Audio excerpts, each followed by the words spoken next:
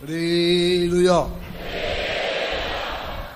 Now testimony, Sister Jenny from Secunderabad. సాక్ష్యం నాకు సమయము. సహోదరి జెమ్మి మన మధ్యలో తన సాక్ష్యం చెప్తారు.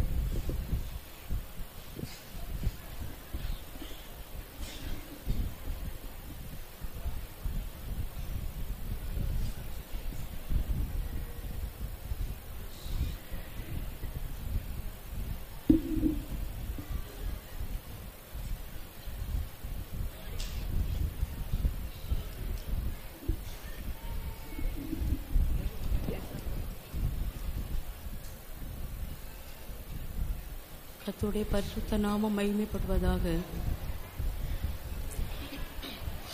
கர்த்தர் என்னுடைய ஜீவிதத்தில் செய்த எல்லா நன்மைகளையும் சொல்லி கர்த்தரை மகிமைப்படுத்தும்படியாக கர்த்தரும் பரிசுத்தவான்களும் எனக்கு உதவி செய்தபடியினால் கர்த்தரை நான் நன்றியோடு స్తోత్రిக்கிறேன். దేవుని పరిశుద్ధమైన నామమునకు మహిమ కలుగును గాక. దేవుడు నా జీవితంలో చేసినటువంటి మేళ్లన్నీ కూడా మీ మధ్యలో నేను పంచుకొని దేవుని నామమును మహిమపరచుకోరుచున్నాను. நான் ரோமன் கத்தோலிக்க திருச்சபையின் பாரம்பரியத்தின்படி மிகவும் பக்தி வைராக்கியம் கொண்டதான ஒரு கத்தோலிக்க குடும்பத்தில் என்னுடைய பெற்றோருக்கு 10வது கடைசி மகளாக பிறந்தேன். నేను రోమన్ కేథలిక్ కుటుంబంకు చెందినటువంటి ఒక కుటుంబంలో జన్మించబడి భక్తి వైరాగ్యం కలిగినటువంటి ఆ కుటుంబంలో 10వ బిడ్డగా నేను ఆడపిల్లగా నేను జన్మించి ఉన్నాను. என் தாயார் 9 குழந்தைகளை பெற்றெடுத்து சுமார் 7 ஆண்டுகளுக்கு பிற்பாடு என்னை கற்பந்தரித்தபடியினால் என்னை பெற்றெடுக்க மனதில்லாமல் கரு சிதைவு செய்யும்படியாக பல முறைகளை கையாண்டார்கள். 9 మంది సంతానము జన్మించిన తర్వాత 7 సంవత్సరముల మధ్యలో ఖాళీ స్థలం వచ్చినది. ఆ తర్వాత నన్ను గర్భం ధరించినందువల్ల ఏ విధము చేత నేను అది ఉండకూడదని చెప్పి పలు ప్రయాసములు పడి ఉన్నారు. எத்தனையோ மருத்துவர்களை தேடி மருந்துகள் சாப்பிட்டார்கள். எத்தனையோ கத்தோலிக்க ஆலயங்களுக்கு காணிக்கைகள் செலுத்துவேன் பொருத்தனையெல்லாம் பண்ணினார்கள். ఈ విధంగా నన్ను లేకుండా చేయవాలని చెప్పి ఎంతో మంది వైద్యులను వెతికి ఉన్నారు. ఎన్నో మందులు తిని ఉన్నారు. చివరగా రోమన్ క్యాథలిక్ చెందినటువంటి ఎన్నో ఆలయములకును మత గురువుల యొద్దకును వెళ్లి ప్రార్థన సహాయమును కోరి ఉన్నారు. என்னுடைய தகப்பனார் ஒரு சித்த மருத்துவராக இருந்தார். ஆனால் என் தாயார் என் தகப்பனத்தில் இந்த காரியத்தை சொல்லாமல் மறைத்து வைத்தார்கள். నా తండ్రి గారు ఒక వైద్యునిగానే కనబడి ఉన్నారు. అయినప్పటికీ నా తల్లి ఈ విషయమును నా తండ్రి గారికి చెప్పకుండా మరుగు చేసి ఉన్నారు. கடைசியாக பிரசவ சமயத்தில் என் தாயார் மிகவும் கதறினார்களாம். చివరగా ప్రసవించే సమయంలో నా తల్లి గారు మిక్కిలి వేదన పడి ఉన్నారు. என் தாயார் செய்த பெரும் பாதகத்தின் நிமித்தம் நான் இந்த பூமியில் அங்கவீனமாகத்தான் பிறக்க வேண்டும். ఈ విధంగా మా తల్లి గారు చేసినటువంటి ఆ యొక్క భయంకరమైనటువంటి నిర్మూలన చేసే విధానాన్ని బట్టి నేను అంగవైకల్యముతో పుట్టవలసిన దానను. ஆனால் கிருபை உள்ள கர்த்தர் நான் பிறந்தவுடனே என் தாயார் என் குழந்தை என்னிடத்தில் காட்டுங்கள், என் குழந்தையின் அவயவங்களில் ஏதாவது அங்கவீனம் இருக்கிறதா என்று கதறினார்களாம். ఆ విధంగా పుట్టినటువంటి నేను జన్మించగానే పుట్టిన బిడ్డను నాకు చూపించండి, ఏదైనా అంగవైకల్యంతో జన్మించిందా నేను చూడాలని చెప్పి నా తల్లిగారు నన్ను చూసి ఉన్నారు. எந்த விதமான அங்கவீனம் இல்லாமல் பிறப்பிலேயே கர்த்தர் என்னை அற்புதமாய் பாதுகாத்தபடியினால் கர்த்தரை நான் நன்றியோடு స్తోత్రిக்கிறேன். ఎటువంటి అంగవైకల్యం లేకుండా జన్మించినప్పుడే చక్కగా నేను జన్మించినందుకు నా దేవునికి కృతజ్ఞతలు తెలుపుకొనుచున్నాను. தாயின் கற்பத்தில் உற்பவித்தது முதல் உம்மால் ஆதரிக்கப்பட்டேன். என் கருவை உம்முடைய கண்கள் கண்டது என்ற வேத வாக்கியம் என்ற பிறப்பிலேயே தேவன் நிறைவேற்றினபடியினால் கர்த்தரை நான் స్తోత్రిக்கிறேன். తల్లి గర్భమందు రూపింపబడక మునిపే నేను నిన్ను చూచి ఉన్నాను. తల్లి గర్భమునందు పిండముగా ఉంటున్నప్పుడే నా కన్నులు నిన్ను చూచును అనే వాక్యము నాలో నెరవేరినందుకు దేవునికి స్తుతులు చెల్లించుచున్నాను. நான் கல்லூரியில் படித்துக் கொண்டிருந்த போது నేను కళాశాలలో చదువుకొనుచున్నప్పుడు சொந்த மாமன் மகன் தான் அந்த காலேஜ் கரஸ்பாண்டன்டாக இருந்தார். ఆ కాలేజ్ కరెస్పాండెంట్ గా మా సొంత మామగారి యొక్క కొడుకే ఉండి ఉన్నారు. இதனிடையில் இந்த தகப்பனார் மரித்து போனபடியினால் మధ్య కాలములో మా తండ్రి గారు మరణించినందువలన சில கஷ்டங்கள் காணப்பட்டபடியினாலும் ఇంటిలో కొన్ని కష్టములు కనబడినందువలన డొనేషన్ இல்லாமல் அங்கு படிக்கும்படியாக கர்த்தர் உதவி செய்தார். ఎటువంటి డొనేషన్ లేకుండా ఆ కళాశాల చదువుకొంటకు ప్రభు నాకు సహాయం చేసి ఉన్నారు. இந்த லாஸ்ட் இயர்ல என்னை அழைத்து ஒரு வார்த்தை சொன்னார். అయితే నన్ను పిలిచి నాతో ఒక మాట చెప్పి ఉన్నారు. லாஸ்ட் இயர் நீ மிகவும் கவனமாக இருக்க வேண்டும். நீ ஃபைனல்ல பாஸ் பண்ணா இந்த காலேஜிலே உனக்கு இன்ஸ்ட்ரக்டர் போஸ்டிங் தருவேன் என்று சொன்னார். ఈ విధంగా నువ్వు చివరి సంవత్సరం కాబట్టి నీవు బాగా శ్రద్ధగా చదువుకోవాలి. ఈ యొక్క శ్రద్ధగా చదువుకొని మంచి మార్కులు నీకు వచ్చినట్లయితే నీకు ఉద్యోగం లభించునని చెప్పి ఉన్నారు. ஆனால் எதிர்பாராத விதத்தில் ஒரு சப்ஜெக்டில் 1 மார்க் வித்தியாசத்தில் நான் தோல்வியை சந்தித்தேன். అయినప్పటికీ అనుకున్న విధముగా నేను ఒక్క సబ్జెక్ట్ లో 1 మార్కు తక్కువగా నేను ఉత్తీర్ణురాలు కాలేకపోయినాను.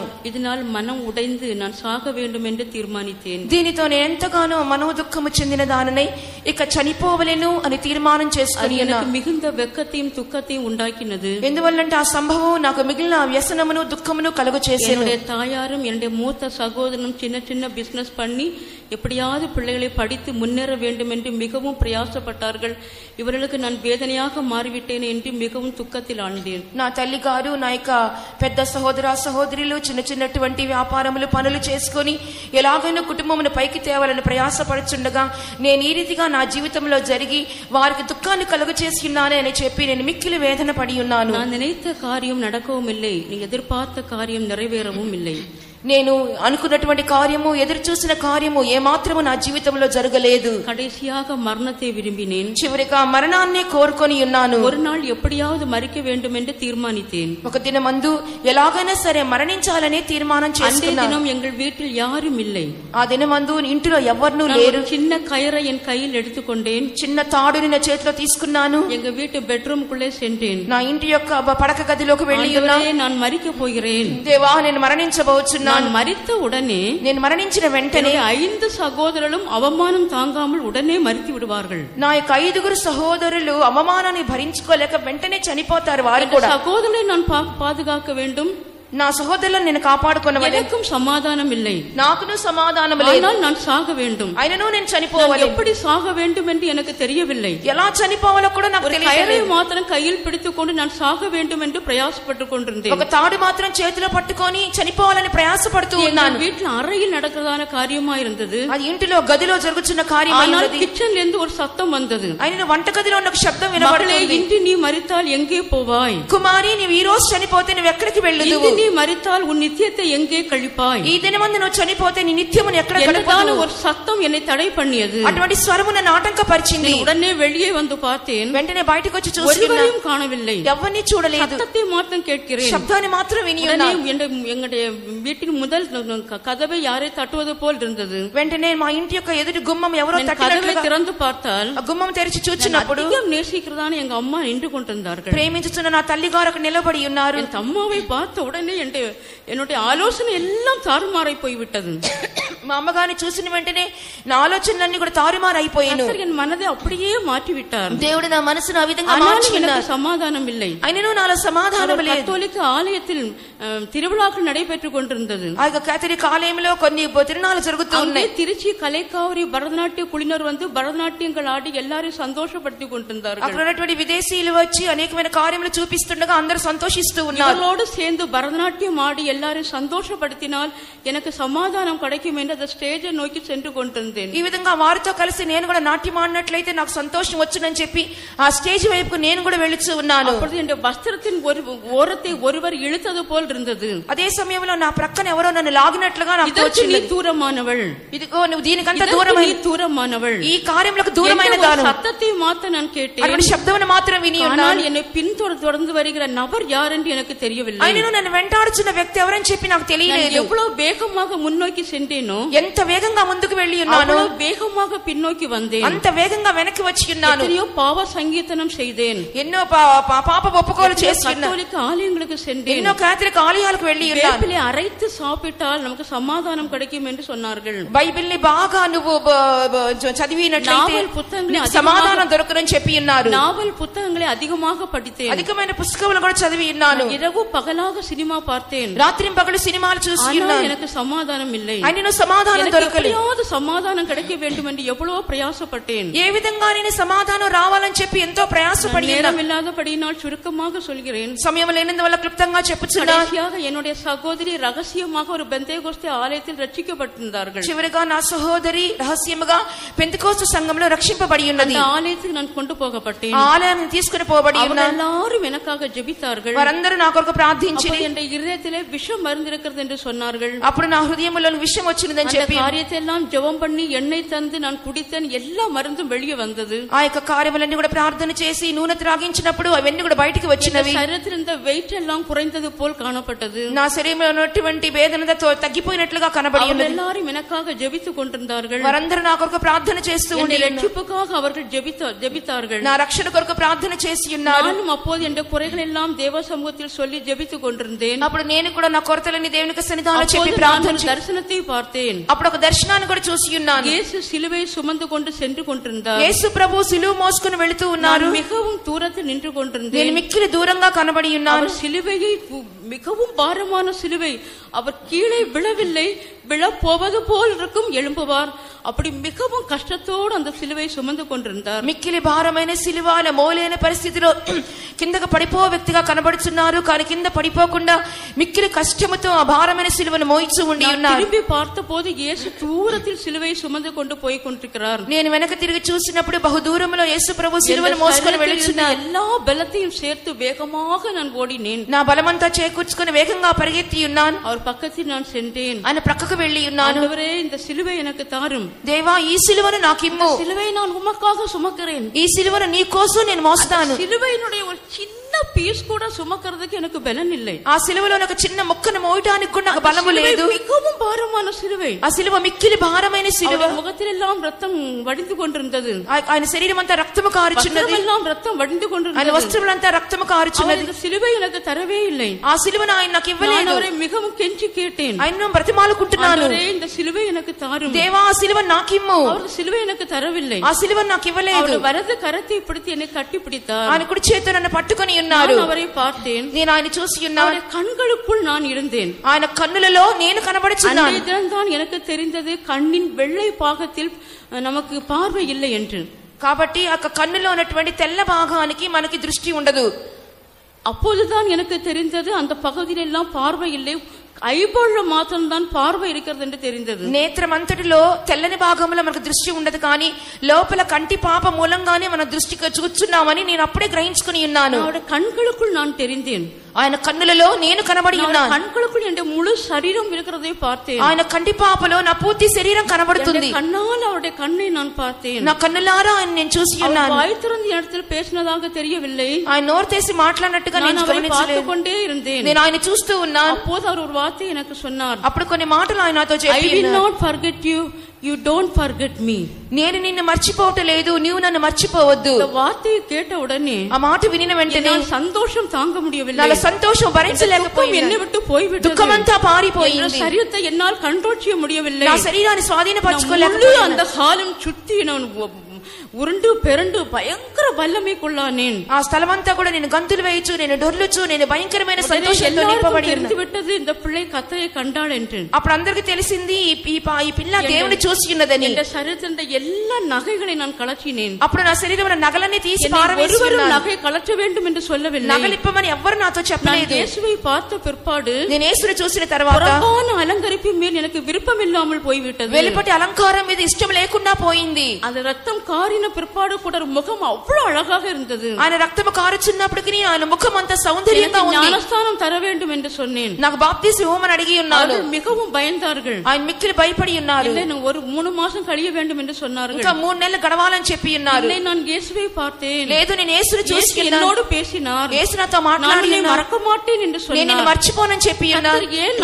அவரை நான் மறக்க வேண்டும் என்று மறக்க கூடாது என்று சொன்னார் என்றால், ఆయన్ని కూడా మర్చిపోకూడదని చెప్పి ఉన్నారు. 50ஆம் சங்கீதத்திலே 50వ కీర్తనలో, தேவனை மறக்கிறவர்களே, దేవుని మర్చివారలారా சிந்தித்துக் கொள்ளுங்கள், దీనికి గమనించు, நான் உங்களை பீறி போடுவேன், నేను నిన్ను చీల్చివేయుదును, ஒருவரும் உங்களை விடுவிப்பதில்லை, ఎవ్వరు నిన్ను విడిపించరు. யார் மறந்தாலும் தேவன் நம்மை மறக்க மாட்டார். ఎవ్వరు మర్చిపోయినా దేవుడు தேவன் మర్చిపోడు. நம்மை மறந்து விட்டார், దేవుడు మనల్ని మర్చిపోడు. ஒருவரும் நம்மை விடுவிக்க மாட்டார். ఎవ్వరు విడిపించలేరు. அந்த వచనத்தை కర్తர் எனக்கு ఆ தந்தபடியால் వాక్యాలు దేవుడు నాకు ఇచ్చినందువలన மிகவும் சந்தோஷப்பட்டேன். మిక్కిలి సంతోషపడి ఉన్నాను. மறுபடியும் எனக்கு நம்முடைய ஐக்கியம் இல்லாத ஒரு சபையிலே நான் சென்று அபிஷேகத்தை பெற்றுக்கொண்டேன். మన ఐక్యత లేనటువంటి సంఘంలోకి చేరి ఉన్నాను, తర్వాత అభిషేకం పొందుకొని ఉన్నాను. என்னுடைய அண்ணன் கத்தோலிக்க பாதிரியார் இருந்தபடியினால், మా యొక్క అన్నగారు కేథలిక్ పాదిరిగా ఉన్నందువలన, అనేక పాதிரியாரும் కన్యர்கள் இருந்தபடியினால், అనేక మంది పాదులు కన్యలు ఉన్నందువలన అనేక ఎదుర్పుகள் வந்தது, అనేక ఎదిరింపులు వచ్చినవి. అண்ணன் திருமணம் பண்ணாமல் ஊழியம் செய்யும் போது, మా అన్నగారు వివాహం చేసుకోకుండా సేవ చేస్తున్నందువలన, பண்ணிருந்தான ஒரு சபையில் நீ போய் தேவனை ஆராதிப்பது நலமா என்று கேட்டார்கள்.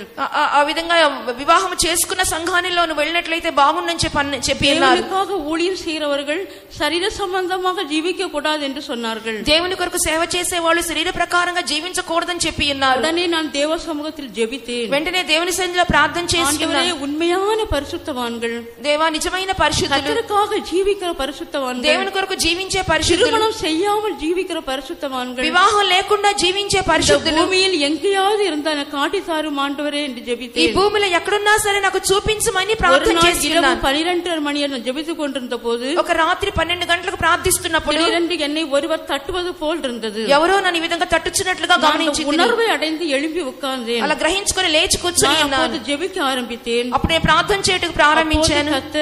అప్పుడు దేవుడు నాగకోల్ సెంటరిல் నెయ్యూరు విశ్వాస వీటే అడ్రస్ మూలமாக எனக்கு காட்டினார். నెయ్యూరు విశ్వాస గృహం యొక్క విలాసాన్ని నాకు చూపించి ఉన్నారు. ஆண்டவரே இந்த தரிசனம் போக கூடாது, நான் ரூம்ல போய் டைரி எடுத்துட்டு வருகிறேன் என்று சொன்னேன். దేవా ఈ దర్శనము మాయమైపోకూడదు, నేను రూముకు వెళ్ళి నేను డైరీ తెచ్చుకుంటానని చెప్పి ఉన్నాను. நான் டைரி எடுத்துட்டு வந்து அந்த அட்ரஸை ఫుల్ మెమరీ பண்ணி திருப்பி நான் எழுதி எடுத்தேன். ఆ డైరీ పుస్తకం తీసుకొని ఆయన చెప్పిన విలాసాన్ని నేను రాసుకున్నాను. அடுத்த நாள் பரிசுத்தவான்கள் மூலமாக நான் இந்த பரிசுத்தவான்களுடைய ஐக்கியத்தை நடத்தப்பட்டேன். ఆ తర్వాత పరిశుద్ధుల ఐక్యతలోకి నడిపించబడి ఉన్నాను. இந்த సభை எனக்கு காட்டினார். దేవుడే ఈ సంఘాన్ని నాకు చూపించారు. அப்படினால் எனக்கு பெரிய விசுவாசம் வந்தது. కావున గొప్ప విశ్వాసం నాలోకి వచ్చింది. రోమన్ కథోలిక సభையில் இருந்தபோது, రోమన్ కేథలిక్ సంఘంలో ఉంటున్నప్పుడు, మరియాயின் சேனை என்றதான సభையில், మరియాயின் சேனை என்றதான சபையில், మరియా యొక్క సేన అని చెప్తున్న సంఘంలో వైస్ ప్రెసిడెంట్ ఆக நான் ஊழியம் செய்தேன். వైస్ ప్రెసిడెంట్ గా నేను సేవ చేసి ఉన్నాను. Doctor hospital, TB hospital, sub jail గ్రామங்களுக்கு சென்று இயேசுவை பற்றி சொல்லி ஜெபித்து வருவோம். అనేకమైనటువంటి ఆసుపత్రిలో చేరి మేమంతా గుంపుగా వెళ్లి యేసు ప్రభువు గురించి సువార్త ప్రకటిస్తూ ఉండేవారం. எல்லாரும் வந்து என்னை எதிர்த்தார்கள். అందరూ నన్ను ఎదిరించేవాళ్ళు. ஊரில் இருக்க கூடாது என்று ఈ சொன்னார்கள். ఊర్లో ఉండకూడదని చెప్పారు. కల్లறை తోటం இல்லை என்று சொன்னார்கள். మీకు సమాధి తోట లేదన్నారు. ఆరాధనకి வரக்கூடாது என்று சொன்னார்கள். ఆరాధనకు రాకూడదని చెప్పారు. கிணற்றில் தண்ணி எடுக்க கூடாது என்று బావిలో నీళ్లు తోడకూడదని చెప్పి ఉన్నారు. இந்த சபையில் பழையபடியும் நீ வைஸ் பிரசிடென்டாக இருக்க வேண்டும் என்று சொன்னார்கள். நீ రోమన్ కేథలిక్ సంఘంలోనే వైస్ ప్రెసిడెంట్ గానే ఉండాలని చెప్పారు. ఎదర్కం భయపడவில்லை. అయినను నేను ఎవరికి భయపడలేదు. సొంత అన్ననే, నా సొంత అన్నగారు என்னை రివాల్వర్ல షూట్ பண்ணி சாகடிக்கும்படியாக பிரயாசப்பட்டார்கள். నన్ను ఎలాగైనా తుపాకీతో కాల్చి చంపాలని ప్రయత్నించారు. ஒரு நாள் காத்திருப்பு கூட்டம் முடிந்து ரோடு வழியாக நடந்து வரும்போது, ఒక దినమందు కనిపెట్టుకుంటూ ముగించుకొని రోడ్డు మీద ఆటోలో நிறைய ఆட்கள் இருந்தார்கள். ఒక ఆటోలో అనేక మంది ఉన్నారు. నిపాட்டு నిపాட்டு என்று சொன்னார்கள். వాళ్ళందరూ కూడా ఆపమని చెప్పుచున్నారు. కన్నాల్ ஒரு రివాల్వரை பார்த்தேன். నేను కంటితో ఒక తుపాకీ చూసి என்று కదరినేன். యేసయ్యా అని పిలిచి ఉన్నాను. அந்த ఆటో వెంటనే ఆటో அப்படியே రిటర్న్ ஆனது. ఆ విధంగా వెనక్కి తిరిగింది. தேவன் என்னை பாதுகாத்தார். దేవుడు నన్ను కాపాడి ఉన్నారు. సహోదరన్ எனக்கு சொன்ன காரியம் என்னவென்றால், నా సోదరుడు నాతో చెప్పిన కార్యం ఏమనగా, మత పట్టుదల தேவை. మత పట్టుదల தேவை. మతం యొక్క పట్టు నీకు కావాలి. వాలివ పిள்ளை, నువ్వు యవనస్తురాలు, నీకు మత వెర్రి வந்துவிட்டது. నీకు మతం పిచ్చి పట్టింది. உனக்கு சரியானதல்ல. నీది సరైనది కాదు. பெந்தேகோஸ்தே ஆலயத்துக்கு போக கூடாது. నువ్వు పెంతెకోస్తు సంఘానికి వెళ్ళకూడదు. ఏదాన్ కర్తரை ఆరాధిக்க வேண்டும். ఇక్కడే దేవుని ఆరాధించాలి. எனக்கு ஒரு பயமே இல்லை. అయితే నాకు ఏ భయం రాలేదు. ధైర్యం எங்கே இருந்து வந்ததென்றே தெரியவில்லை. ఆ ధైర్యం ఎలా వచ్చిందో నాకు తెలియదు. அந்த தேசத்திலேயே, ఆ దేశంలోనే, அந்த ஊர்லேயே, ఆ ఊర్లోనే 2.5 ஆண்டு காலம், 2.5 సంవత్సర కాలం, 1 కిలోమీటర్ தாண்டி, 1 కిలోమీటర్ దాటి కర్తரை ఆరాధిக்க కర్తర్ எனக்கு ఉదవి செய்தார். దేవుని ఆరాధించడానికి దేవుడు సహాయం చేసి ఉన్నారు. ஒரு பர்லாங் உலகம் கத்தோலிக்க ஆலயம், ఒక ఫర్లాంగ్ దూరము కథోలిక సంఘం. நாள் கூட ஒரு கத்தோலிக்க பாதிரியார் மறுபடியும் வந்து என்னை ஒரு தொந்தரவும் செய்யவில்லை. దాని తర్వాత ఏ కేథలిక్ పాదిరి గారు నన్ను వచ్చి తొందర చేయలేదు. అద్భుతమాய் என்னை பாதுகாத்தார். దేవుడు అద్భుతంగా నన్ను కాపాడాడు. ఆశ్చర్యమాய் தேவன் என்னை பாதுகாத்தார். ఆశ్చర్యంగా కాపాడి ఉన్నారు.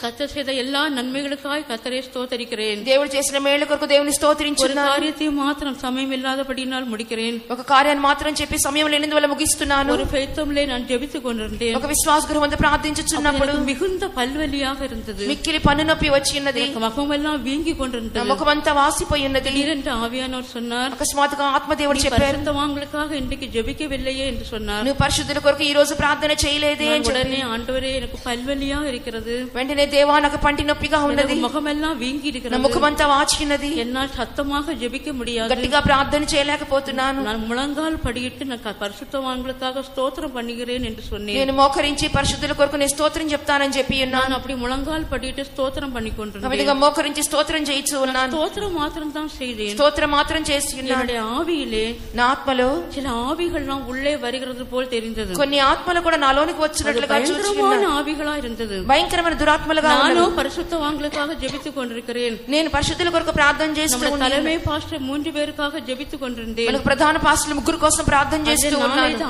ஆவிகள் வருவதை தரிசித்தேன். అప్పుడు దురాత్మలు అవి విరోధంగా వస్తూ ఉన్నవి. என்னுடைய కண்களினால் பார்க்கவில்லை, వీటిని కన్నులతో చూడలేదు, நான் என்னுடைய ஆவியிலே அதை தரிசித்தேன். నా ఆత్మలో నేను చూసి ఉన్నాను.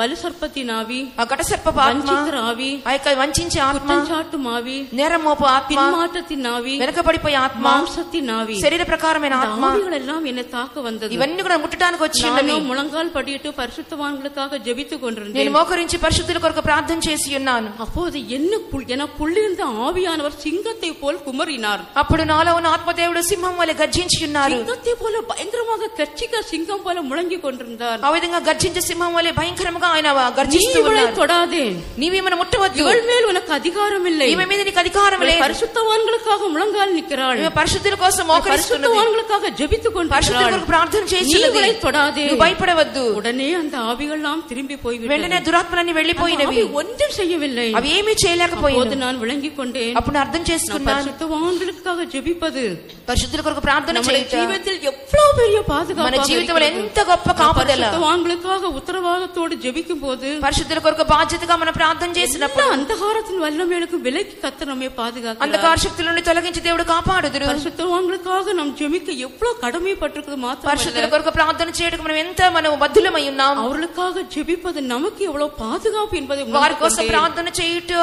మనకు ఎంత కాపుదలని అర్థం చేసుకున్నాం. ஒரு వల్లమే என்னை தாக்காமல் கர்த்தர் பாதுகாக்கிறார். దాని తర్వాత ఏ శక్తి నన్ను ముట్టకుండా దేవుడు కాపాడి ఉన్నారు. எனக்கு திக்குவாய் காணப்பட்டது. నేను నట్టిన మా పెదవులు కలదాని. அருள்தாஸ் அவர்கள் நாகர்கோவில் சென்டர் பாஸ்டராக வந்தார். పాస్ అరుల్దాస్ గారు నాగర్కోవిల్ సెంటర్ పాస్టర్ గా వచ్చి ఉన్నారు. எங்கள் நெய்யூர் சபையிலே கூட்டத்துக்காக வந்தார். నెయ్యూరు సంఘంలో కూటం నడిపించడానికి వచ్చి ఉన్నారు. వరుసగా జెబిక పోనాం. మేమందరం వరుసగా ప్రార్థన చేయడానికి వెళ్ళి ఉన్నాం. தலையிலே கை வைத்து ஜெபித்தார். నా తల మీద చేయబెట్టి ప్రార్థన చేస్తున్నారు. திக்குவாய் இருக்கிறது அவருக்கு தெரியாது. ప్రభువా నత్తి నోరు నాకున్నది ఆయనకు తెలియదు. என்னுடைய பெற்றோருக்கு மிகுந்த வேதனை. నా తల్లిదండ్రులకు ఎంతో వేదన. பெண் குழந்தையாக இருக்கிறாள், ఒక ఆడపిల్లగా కనబడుచున్నది. திக்குவாய் இருக்கிறதே என்று నత్తి నాలుక కనబడుచున్నదే. மாஸ்டர் அருள்தாஸ் என் தலையில் கை வைத்த உடனே, పాస్ అరుల్దాస్ గారు నా తల మీద చేయబెట్టిన వెంటనే கீழே விழுந்து விட்டேன். కింద పడిపోయి ఉన్నాను. பழையபடி என்னை எழுப்பி முழங்கால் படியிட செய்தார். మరగా నన్ను లేపి మోకరింప చేసి ఉన్నారు. முழங்கால் படியிட்டேன். నేను మోకరించి ఉన్నాను. அவர் என்னுடைய நாவை நீட்ட சொன்னார். ఆయన నాలుకను చూపించమన్నారు. நாவை நீட்டின போது, నాలుక చూపించినప్పుడు அவருடைய விரலை என் நாவில் வைத்து